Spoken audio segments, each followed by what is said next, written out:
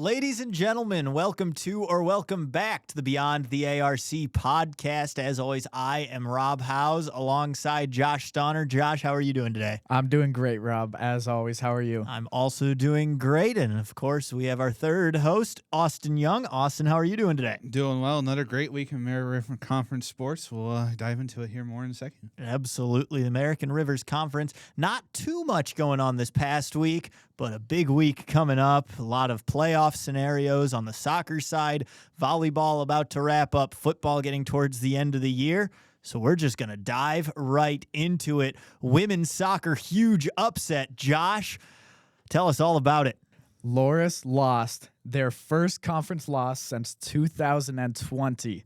University of Dubuque got the win. They took them down 2-1. UD scored just 7 minutes into the game. Loris was able to tie it up early in the second half, and then UD scored just 2 minutes after that. They were able to see the win out, and after that win, they go top of the conference, 1 point advantage over Loris. Yeah, and just to point out how long ago that was, Rob, I believe that was COVID, obviously, sophomore year of high school for us. Sophomore year of high Freshman school, year yeah. for you, Josh, right?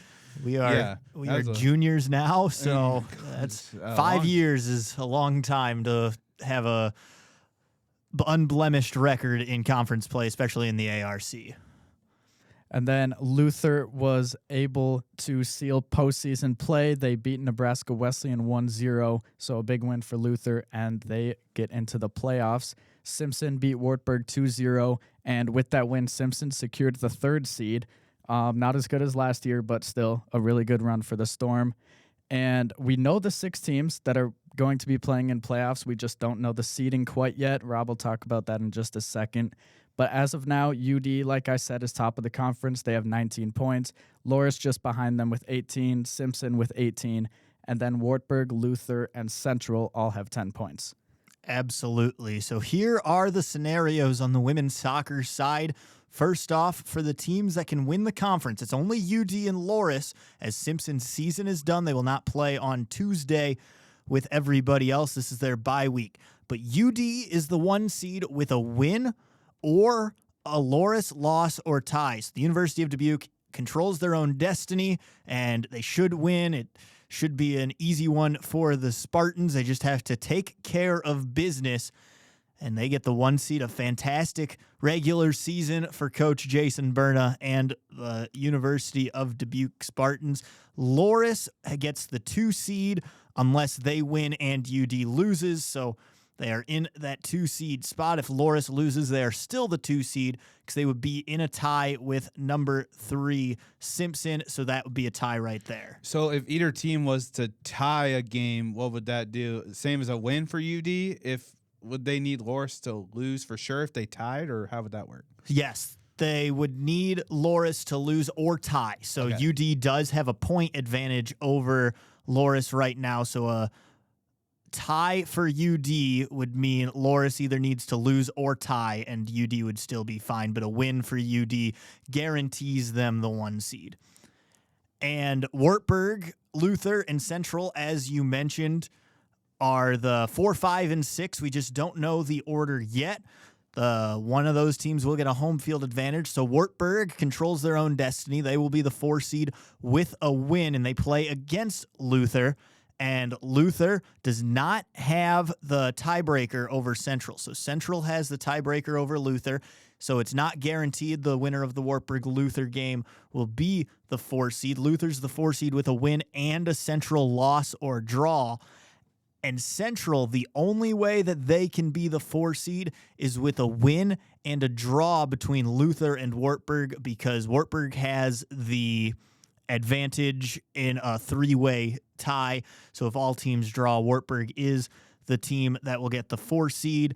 Luther and Central tied at 0 earlier this year, but it goes based on goal differential and conference play after that, and Central is guaranteed to have the better goal differential as it caps off at 3 per game, and Central currently leads by 6 in the goal differential column against Luther. So a lot of ways right there. Central with the tiebreaker over Luther and Wartburg with the tiebreaker over both of them. So not too entertaining, not too much drama going on the women's soccer side, but on the men's side, there is quite a bit. Josh, what's going on there in the men's side?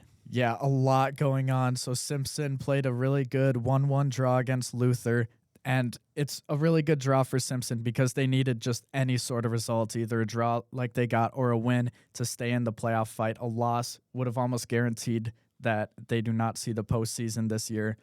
And then Luther tied Nebraska Wesleyan 1-1, which is a devastating draw for Luther because if they would have won that one, they would have secured home field advantage for the playoffs. And then UD got a big 4-3 win over Co, their first conference win. They can't qualify for playoffs, of course, but they beat Co, which means it's harder for Co to qualify. I'll mention that in a bit. And then, Austin, what happened in the Wartburg-Simpson game here in Indianola? This past Saturday, Wartburg traveled down, and they were expecting to I would assume they were coming in expecting to get that win. Commissioner Maurice Stroman was in the house for that game because if they would have won that game, they would at least clinched a share of the American River Conference regular season title. But Simpson and Tim Sedlock said, no, not yet. And they tied 1-1 after an exciting game. Simpson scored early, but you could still tell Wartburg was dominating possession. But Simpson got that goal, and then late in the second half, Wartburg was able to notch it up at 1 each, and that is how that game ended. And then going with that, so that game, a 1-1 draw between Wartburg and Simpson, the complete opposite of the 1-1 draw between Simpson and Luther earlier this week. Wartburg put up, I believe, over 20 shots in the game against Simpson. Simpson still put up 6 shots, so it's not like Wartburg was the only team that had any opportunities, and then Simpson capitalized on just one. Both teams with a lot of opportunities, a very fast-paced, entertaining game.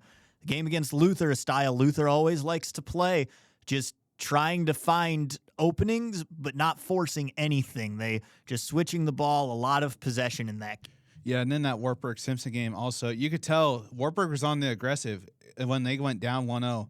And then once they got that tie at 1 each, you could tell they started to play more defense like they want and just try to make sure Simpson could not get that second goal to win, or like if they would have scored again, draw at 2. Yeah, of course. It was a very entertaining one here in Indianola.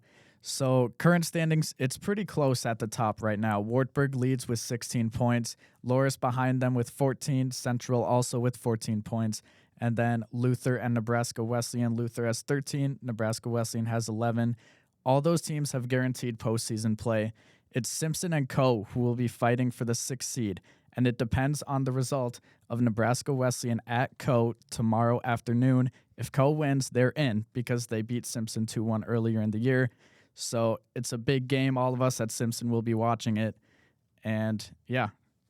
Absolutely. So like you said, if Co wins that game, they are in, but a loss or a draw for the Co-Hawks in Simpson will get that 6th seed, which it feels like a week ago it was a swan song for Simpson. It felt like their season was all but over. They take a point away from Luther. They take a point away from Wartburg, and those draws forced Co to win this game. Now, of course, this game is still to be played, but Nebraska Wesleyan has been the better team than Co this year. Nebraska Wesleyan still fighting to try to get a home field spot, so they will be playing for something as well. And it's just going to be one heck of a fight in Cedar Rapids on Tuesday.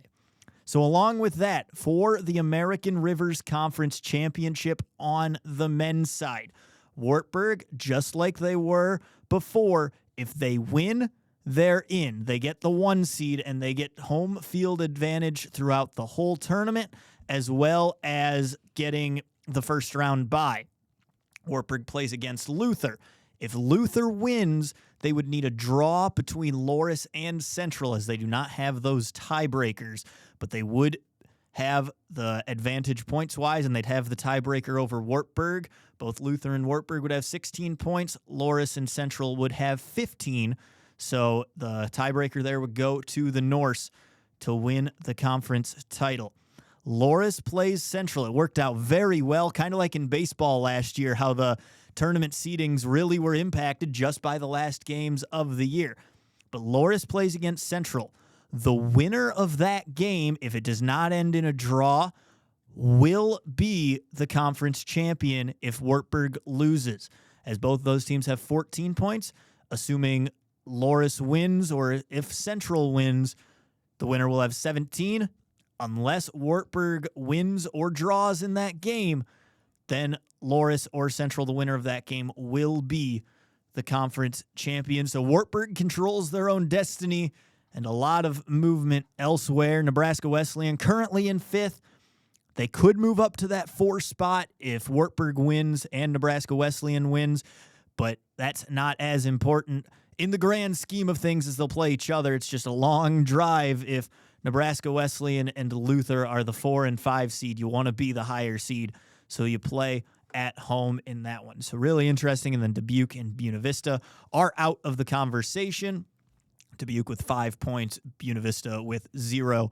So really interesting stuff on Tuesday to end regular season play for men's soccer, and conference tournament play is going to start before our next episode. So on Saturday, make sure you get out to one of those conference tournament games. It'll be really entertaining to watch some men's soccer. Those games can go either way, as well as some of those women's games. The 4-5 seed games will be very fun to watch on both the men's and women's sides. So that's what we got in soccer this week, the biggest sport coming up this next week by far as we start conference tournament play.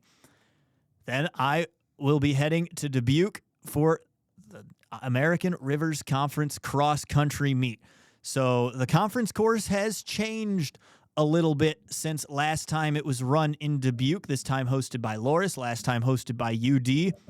It'll be 5 loops around the soccer complex, the Dubuque Soccer Complex. It used to be 3 loops into a wooded area, which this change is going to mean a lot faster times at that course than in past years. The wooded area was purely hills. I did workouts on those hills in high school, and it was not an easy course to run with those hills.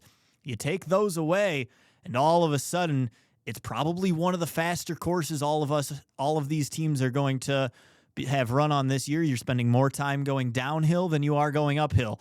So this will help, I believe, whoever comes in second, which it will be a battle for second between Loris, Central, and Simpson. Nebraska Wesleyan and Dubuque will be in that fight as well. I believe they will be 5 and 6 and really close fighting for those spots. So that'll be really interesting, and it'll be a really fun time up in Dubuque. So if you're there, if you're anywhere close to Dubuque, head on over to the Dubuque Soccer Complex. 11 o'clock for the men, 12 o'clock for the women. Should be a really good time. And this past week, Luther took on UW La Crosse's JV team in a 5K, kind of like conference prelim. UW La Crosse got the win in that one, the number 1 team in the country in Division III men's cross country. And I'm not quite sure Luther was going all out in that one, as the times weren't the fastest for either team, really, but for Luther, the times weren't the fastest for their top runners. You think just preliminary race heading into conference week, you don't want to make those legs too dead. Yeah, and Rob, obviously, first of all, good luck this weekend. We're all cheering for you. I'll obviously be up in Dubuque getting ready for the Simpson-Loris game, which we'll talk about here in a little bit. But do you have a time in mind for yourself as like a goal for this course, since you know it a little better, being from Dubuque yourself, just kind of like going into it, knowing what the course is like, being there for a high school you mentioned? Like, do you have a time in mind that you're wanting to hit? You know, I don't think I've ever had a time goal for a meet like this. A conference meet is pretty much only based on what place you get. And I talked to our head coach, Heath Monk, earlier today. He said a good goal for me, I didn't have a great conference meet last year, is move up 50 spots in the conference. So last year I was 169th, be top 120 this year, and it'll be a really good year no matter what that time is, because nobody's run this 8K course yet. We're not sure how it will be marked. We're not sure. It might be a little long. It might be a little short. You just never know. So time-wise, it's not that important to me compared to placement-wise this week. Yeah, element of surprise for sure.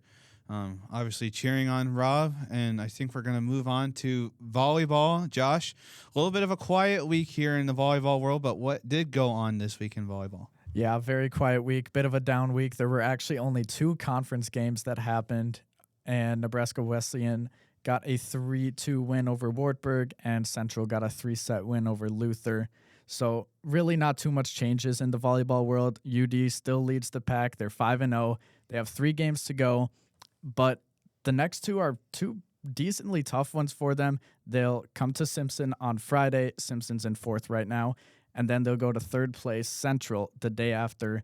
So they have some tough games. Hopefully Simpson can steal a game from them. And we'll see where that goes. Co is in 2nd place right now. They're 4-1. They have a bit of an easier end to the season that UD does. Their next games, they go to BV. BV is in 8th place right now. And then after that, they'll head over to Nebraska Wesleyan, who's in 6th. And then to end off the conference season, they have a home stand against Wartburg, who's in 5th place. So we could potentially see if UD potentially drops a game to either Simpson or Central and Co wins out, we could see the title switch here. Absolutely. And it would take a lot for that to happen, as University of Dubuque does have to drop 2 games and Co would have to win out because UD did beat Co earlier this year.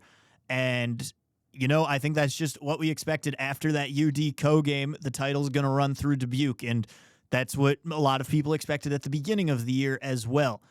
What people didn't expect, and at least what I didn't expect, is how tight this race would be from 2 to 6. And even from 3 to 6, Co has a game advantage over everybody else, but Dubuque is 5-0, Co is 4-1. Everybody else just 1 game back from 500 or at 500. Nebraska Wesleyan 3-3 right now. There's nobody I would say I'd want to play to start off this conference tournament. Nebraska Wesleyan does still play Luther, a game they have to win. As long as they do that, they should be in the conference tournament. Loris could pull off an upset. As you know, in rivalry games, they still have to play University of Dubuque at Loris. All records go out the window. Of course, University of Dubuque, a great team, but that game against Loris, it's not going to be easy for them just because of that rivalry. So Loris still has some fight left in them at 2-3 in the conference. Their 2 wins over BV and Luther, but you never know what could happen. I think if I were to give my opinion right now, Dubuque is going to win the conference. I would put Co at 2nd just because it's a hard hill to climb for any team, as Co plays BV in their next game, a game that they should win, then Nebraska Wesleyan and Wartburg. It's going to be really difficult for Wartburg and Nebraska Wesleyan to climb above them with 3 losses. As long as Co wins 2 of their last 3, they will be the 2 seed. After that, Central, Simpson, Wartburg, and Nebraska Wesleyan. I think Simpson and Central will be the 2 teams that can get that home court advantage to start it off, but I really don't know. Wartburg only has 1 game left in conference play. It's just going to be a dogfight to end the year, and once that conference tournament hits, like I said at the beginning of the year, you just got to get in, and anything can happen. So it's going to be really fun to watch some American Rivers Conference tournament volleyball here as we end the volleyball season. With that, of course, volleyball a big week this upcoming week. This past week, a big week for football. Austin, Wartburg versus Central. How'd that one end up? Yeah, this one went down about as we thought, a little bit of back and forth. Started out with Wartburg going up 21-0 going into the half, but then Central came out with a 42-yard field goal by kicker Andrew Mohan on the first possession, and then they would score 13 unanswered points on Wartburg to make it a 8-point game. But ultimately, in the end, Wartburg did get another touchdown to take this one 28-13.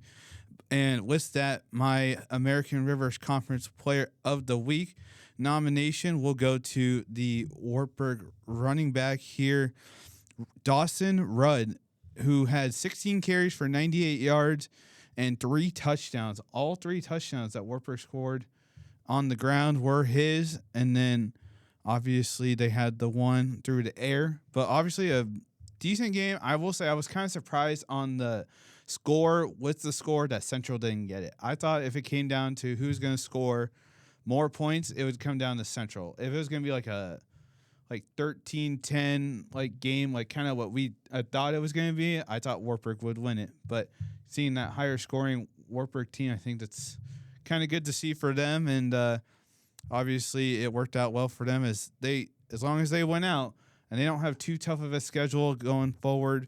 This weekend they go to the University of Dubuque for a matchup, and obviously it will be a good year for them again, looking to, as they are number 2 in the NPI rankings. Central did dip a little bit, but nothing too crazy, still in the top 20. But we will see what happens for the rest of the season. Central does not have an easy schedule. They play BV this week, and then they'll travel here to Indianola for Simpson, and then they'll end their year with Co. So not an easy slate for Central. I mean, if they don't focus on those last 2 games, they could slip up. That Central Co game especially is going to be one to watch. But also this past weekend was homecoming here in Indianola. Moving along here, Simpson hosted the University of Dubuque. A very competitive first half. I think the total yards difference was only 2 yards in favor of Simpson totally. Obviously, some officiating problems, in my opinion, as some calls were not necessarily the best, but obviously it is what it is. Everybody's going to say that for their teams. But we will see what happens next for both teams. But obviously a phenomenal game as Simpson did find a way to pull away and win 7-7 on their homecoming weekend. Absolutely. It was a fantastic game there between Simpson and UD. I just thought it was very well fought by the Storm. One of those games where thought it was going to be a very high-scoring game, and with the University of Dubuque's defensive line especially being as good as they are, if it was going to be lower scoring, thought maybe UD would pull it out, but Simpson just kept fighting. A huge Cole Statska touchdown with a fantastic catch through double coverage. Like you mentioned, the officiating, iffy at times, but you got to work through it. Some controversial calls in that game, but Simpson fought through it. They just went to the next play every single time, and it worked out for them. A 27-7 win in that game is huge for the Storm. Yeah, and as we mentioned earlier in the year, this was one of those games where if Simpson can win, this is going to hopefully going forward. I mean, obviously they can't not look past Loris this weekend. Obviously Central is going to be a tough mountain to climb, but in this league, anything is possible. And then with Nebraska Wesleyan, no gimmies for Simpson, but if they play the way they can, there's no reason they can't end at least 6-4 if they are to get Central 7-3. So we are still seeing growth, as this was a game last year, opening conference slate for Simpson that they probably should have won, but obviously did not, which that is what it is. So we will see next year. Obviously, there's a couple games that maybe could go differently. I wish right now, thinking about it, I wish we could have that Augie game back right now, because I think we could find ways to obviously win it in different fashions, but that's why you only get one chance a week. And obviously Augie did not have a fun weekend as they got dominated by North Central, the best team in the country. Absolutely. And we'll talk a little bit more about North Central in a little bit here, but Simpson at Loris this coming weekend, definition of a trap game, in my opinion, at the Rock Bowl. Yep. Loris, a team with only 2 wins on the year, but they're better than their record shows. They played against a ranked Hope team to end the year, to begin the year. So should be a good one in the Rock Bowl. Yes, absolutely. And speaking of Loris, they took care of BV this weekend. And then Co obviously was able to defeat Luther, and should be an exciting week here. Absolutely. That Co-Luther game, Co went up 42-0 in the first half. Luther responded, scored 21 points in the fourth quarter, almost scored another touchdown late. You mentioned this last week. That Luther team has a lot of fight in them. Obviously, Co in that fourth quarter put in some of their players that don't play very often. The game was at Co, so you have more guys on the sideline, more guys that can play. But Luther just didn't back down. They didn't say, okay, we're down 42-0. We're just going to stop. The scoring's just not going to be there. Luther realizes that in pretty much every game in the conference, they are not the better team. But every week, all of their players that they have, they still come out. They still score points at the end of games. They still keep fighting.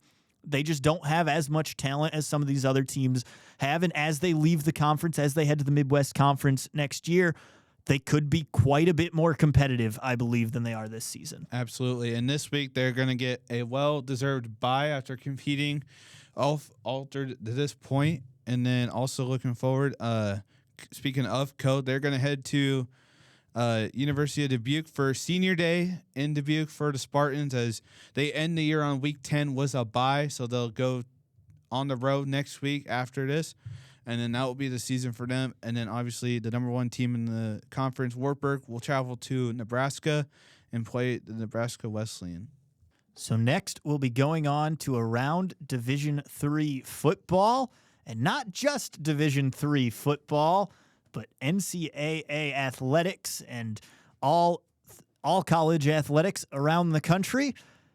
Sports betting becoming legalized on November 1st for only pro sports, so you still can't bet on any other NCAA-affiliated athletic events, but all professional sports you will be allowed to bet on if you are 21. Austin turns 21 next week, so that'll be a possibility for him. I am 21, so I can start betting on professional sports after this coming Saturday, so if I choose to, that'll be just another option for any NCAA athletes. Yeah, and perfect timing for the NFL, obviously playing on Sundays.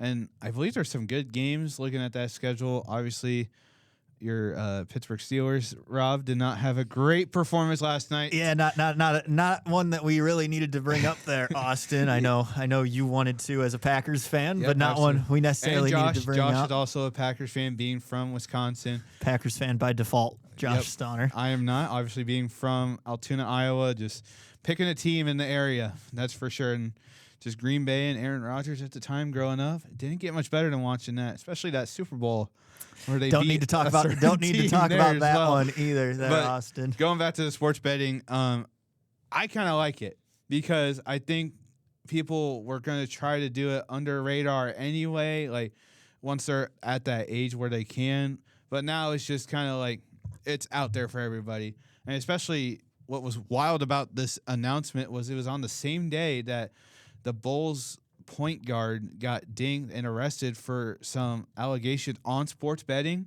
So it was kind of interesting to see that they're allowing it for college athletes, but yet a guy was getting arrested for stuff. And now there's like a big, like, the investigation going on around all of it. And definitely, I don't think everybody's done getting penalized for that event as well. Absolutely. I think it's a good thing to an extent. I think one thing that is really scary right now about sports betting is that they're allowing players in the NBA G League to go back to college, and that's a whole big deal right now. So if you have ties with the NBA association and some D1 players have ties to other professional sports organizations, but I think overall it's just something that a lot of people have likely been doing under the radar for a very long time.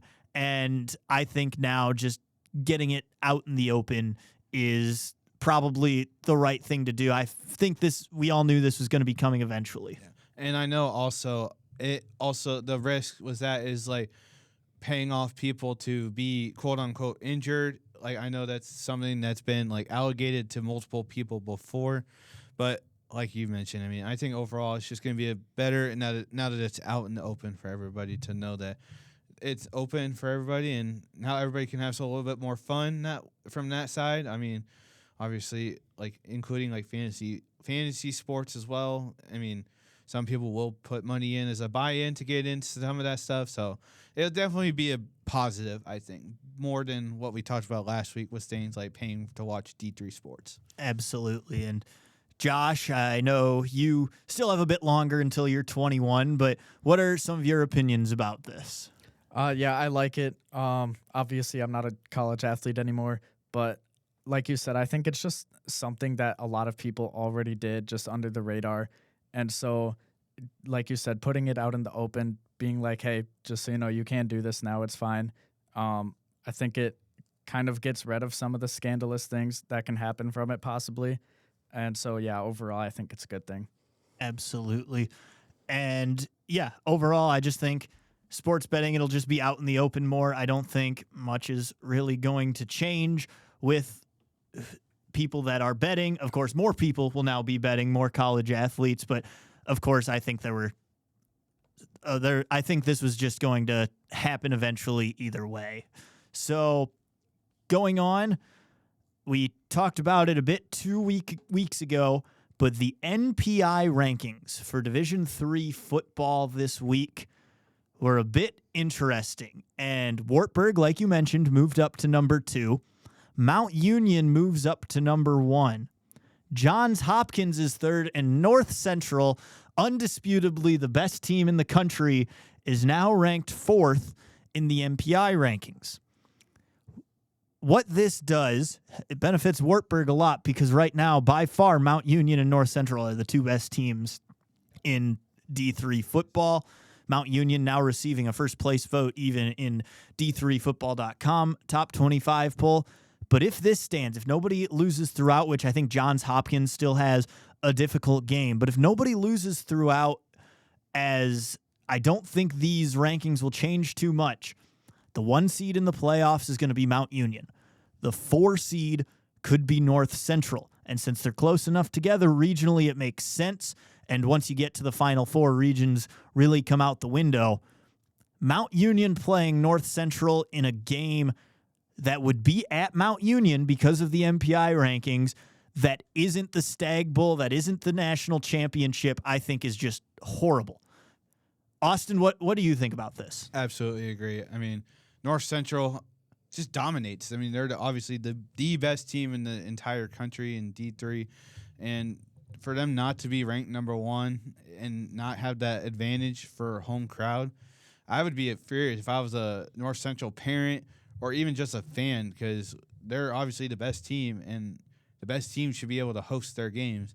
That'd be like right now in Division I, if Ohio State got the 5th seed and they would have to host the first game and then not be able to host from here on out. And then say they traveled to Georgia Tech in the 4 versus 5 game, even though it's a neutral site. In reality, if it weren't a neutral site, it'd be like them having to go to Georgia Tech, a team that's undefeated, a team that's playing very well in the ACC. But Ohio State is a much better team than Georgia Tech at the moment. And I just think it's just not right. Of course, it helps Wartburg. They'd have home field advantage throughout the whole playoffs if they can keep winning. Of course, it'd be a long road to get there. Very difficult. The 15th ranked team right now, Endicott. There's some teams like River Falls, Whitewater, La Crosse, 11, 10, and 9, respectively, probably going to end up having to play against Wartburg. One of them's going to have to play against North Central. One might play Mount Union. You get Platteville in there. So many different teams. It's not an easy road for anybody. But I think since everybody in all the polls, except for one person saying Mount Union's the best team, which I'm assuming that person had North Central at number 2, everybody's saying North Central's the best team in the country. They should be the 1 seed in the playoffs. And if I was North Central and I saw that, if I was a coach, support staff, player even, I think that would want to motivate me even more just to prove them everybody wrong. And I know this is a computer-based system, but even then, it's like, how do you dispute that? Even if it is a computer-based system, I don't see how you could dispute that.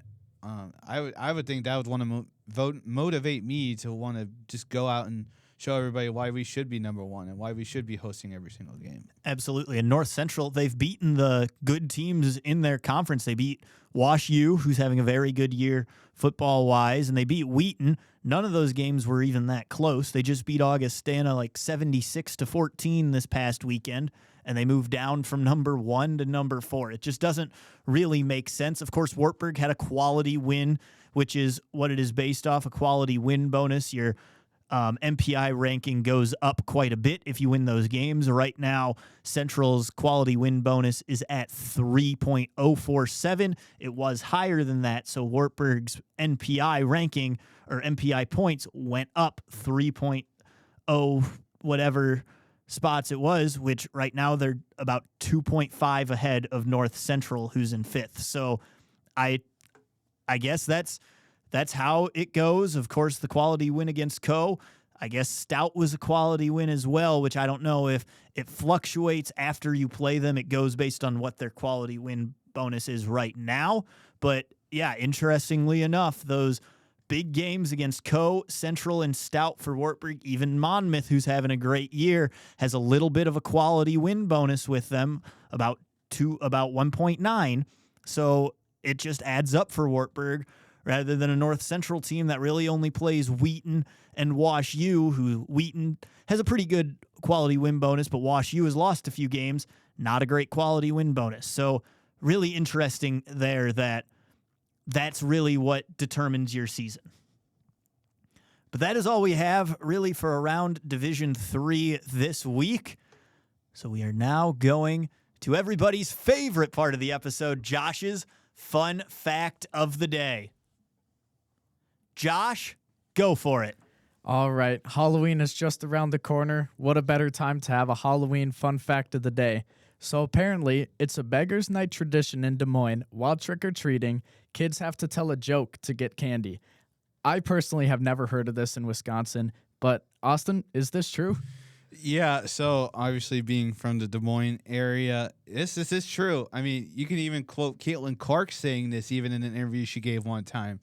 It is true. Like, it is not necessarily required, but it is, like, it's just known that you tell a joke to get candy, which, speaking of which, hey, Josh, you want to hear a joke? This was one of my favorites I've heard kids tell me when I got older and started to hand out candy more than giving it myself. How does the zombie become a great trick-or-treating? I have no idea, Austin. Dedication. Are these the jokes that they deserve candy for in Des Moines? Well, it depends how much candy they get. The more I laugh, the more candy they would get. They might get like a handful of candy, where if it's a joke, they might only get one. I'd maybe give them like a toothbrush for that joke, Austin. If those are the jokes you were telling, I bet you didn't get much candy at all in Des Moines. I use my mom a lot to help me with jokes, because obviously she works with kids in school as a special needs associate. So she was able to help me with that a lot. And obviously some of these kids need to work, but there are so many. It's so like my neighborhood. I think somebody counted last year that we saw about 400 kids in our neighborhood, just alone our neighborhood. We have coming all over the place. So a lot of jokes to try to remember. Obviously, there are some repetitive jokes, some classic knock-knock jokes that probably aren't worthy of being mentioned, but obviously some fire costumes as well. I remember, I was 4 years ago when Fortnite was the big thing, like everybody was playing it. I saw a kid dressed as the fish stick character. That was and I laughed so hard because that was one of my favorite skins to use in Fortnite. So when I saw it, my mom and I looked at each other. She knew I played Fortnite and loved the fish skin.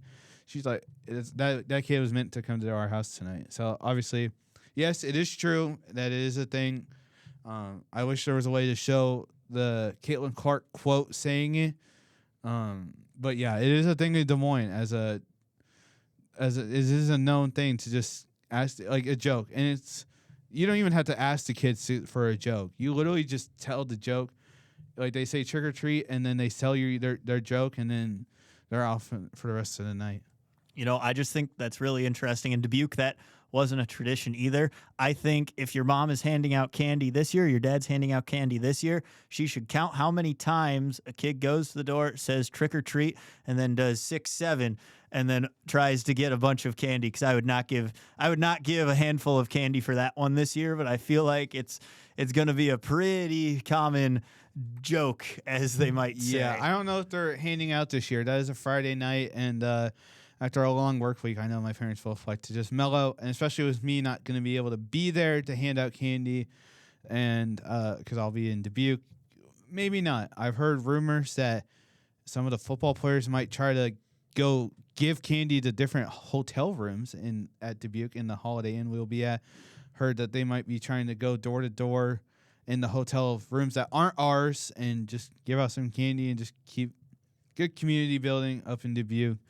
But we will see what happens there. I'll have to report back next week. we could try to get a cross-country tradition going where every single cross-country team that's staying in a hotel in Dubuque, which will be quite a few next week, to go knock on the doors of hotels, give out candy. We're at a different Holiday Inn, our cross-country team, as the football team. So maybe we'll start a tradition as well as handing out candy to different hotel rooms. Yeah, and Josh, I'm going to put you on the spot here. Obviously, you'll be in town for Halloween this year on Friday. Are you going to go out and get some candy for yourself? If you do, I have connections for you. Believe it or not, I have a connection that can get you some free candy if you want it. But you have to tell a joke. I'm going to make it required for you to tell a joke. So, real quick, do you have a joke on the top of your head? No, I've never been good at making jokes or telling jokes, so I don't have one. Well, you can mention your disc golf abilities, that's for sure. We always love to make fun of Josh's disc golfing abilities here, especially while Austin's on the show, is one of the very few times he's seen Josh disc golf. It was a terrible performance.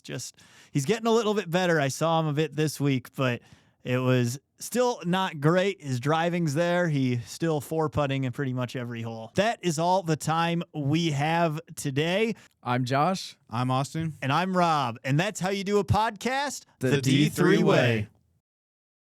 Beyond the ARC is an independent podcast and is not affiliated with or endorsed by the American Rivers Conference.